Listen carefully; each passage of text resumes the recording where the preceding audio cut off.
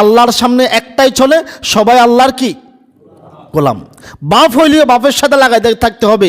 আপনার বাপের সাথে শরীর লাগানো কি অপরাধ? পাপ, অতিভক্তি সুরের লক্ষণ।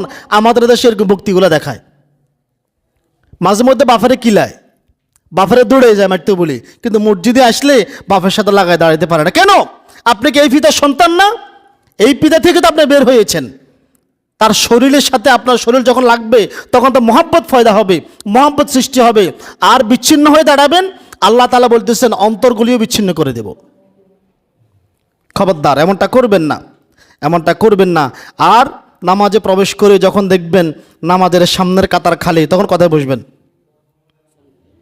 কোথায় বসবেন? সামনের কাতারে বসবেন। খালি জায়গা দেখছেন, এখানে বসে যাবেন। সামান্য একটু ফাঁকা দেখছেন, এইখানে প্রবেশ করে ফেলবেন। আল্লাহর নবী সাল্লাল্লাহু আলাইহি ওয়াসাল্লামের হাদিস থেকে জানা যায়, ইরবাস ইবনে সারিয়া রাদিয়াল্লাহু তাআলা আনহু বলেন, আল্লাহর নবী সাল্লাল্লাহু আলাইহি ওয়াসাল্লাম প্রথম কাতারের জন্য 3 বার ক্ষমা প্রার্থনা করেছেন। সুবহানাল্লাহ বলবেন না? প্রথম কাতারের জন্য কয়বার ক্ষমা প্রার্থনা করেছেন? অতঃপর হযরতে ইরবাস ইবনে সারিয়া রাদিয়াল্লাহু তাআলা আনহু বলেন, অতঃপর আল্লাহর নবী সাল্লাল্লাহু আলাইহি ওয়াসাল্লাম দ্বিতীয় কাতার এবং পরবর্তী কাতার সমূহের জন্য 1 বার করে ক্ষমা প্রার্থনা করেছেন।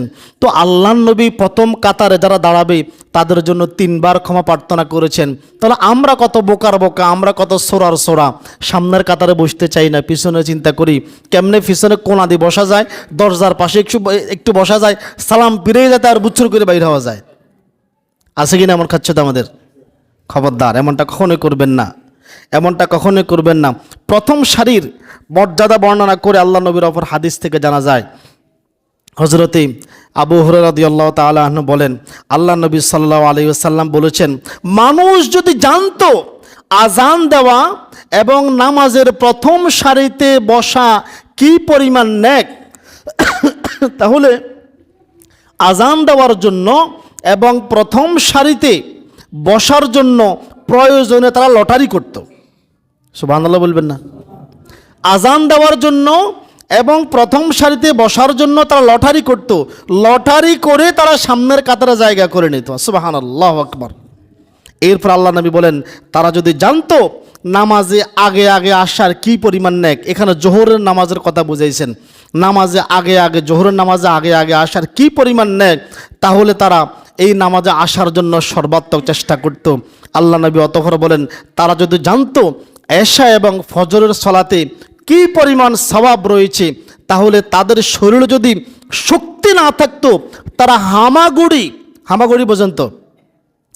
পর্যন্ত বাচ্চারা যখন হাঁটার আগে কি করে, আমরা কি বলি এটারে? আড়কাই বলি আমরা, আড়কাই না? এরকম আড়কানি আর কি, হামাগুড়ি বলে এটাকে।